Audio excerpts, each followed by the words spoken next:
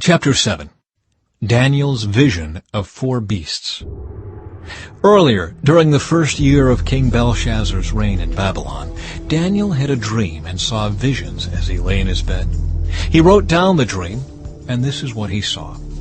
In my vision that night, I, Daniel, saw a great storm churning the surface of a great sea, with strong winds blowing from every direction. Then four huge beasts came up out of the water, each different from the others. The first beast was like a lion with eagle's wings.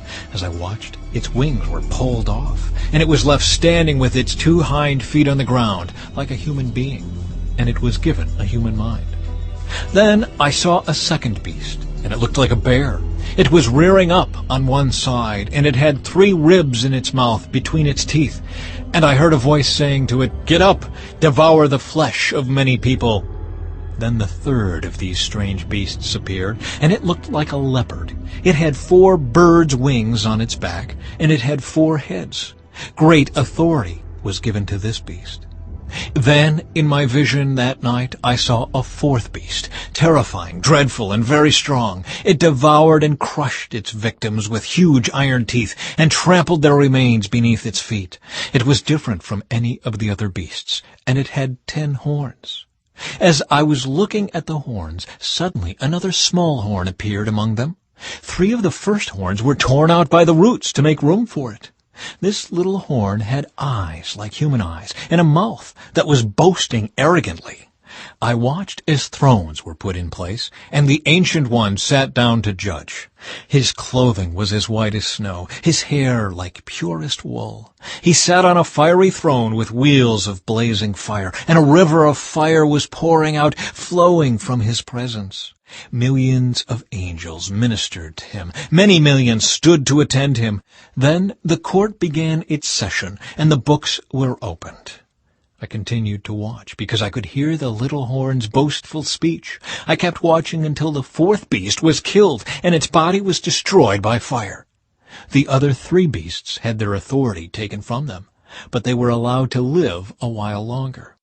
As my vision continued that night, I saw someone like a son of man coming with the clouds of heaven. He approached the Ancient One and was led into his presence. He was given authority, honor, and sovereignty over all the nations of the world, so that people of every race and nation and language would obey him.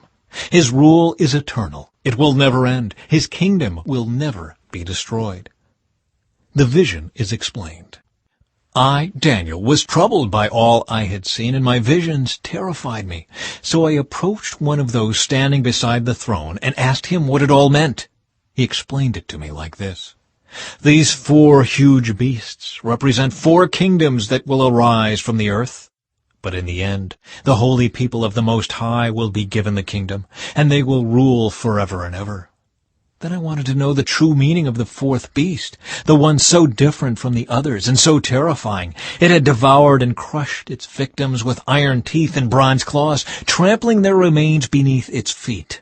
I also asked about the 10 horns on the 4th beast's head, and the little horn that came up afterward and destroyed 3 of the other horns.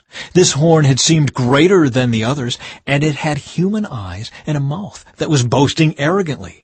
As I watched, this horn was waging war against God's holy people and was defeating them until the Ancient One, the Most High, came and judged in favor of his holy people.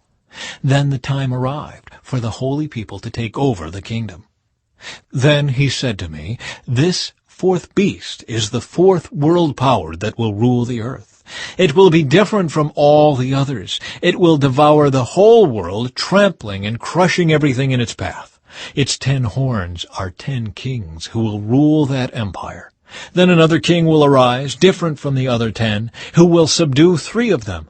He will defy the Most High and oppress the holy people of the Most High. He will try to change their sacred festivals and laws, and they will be placed under his control for a time, times, and half a time.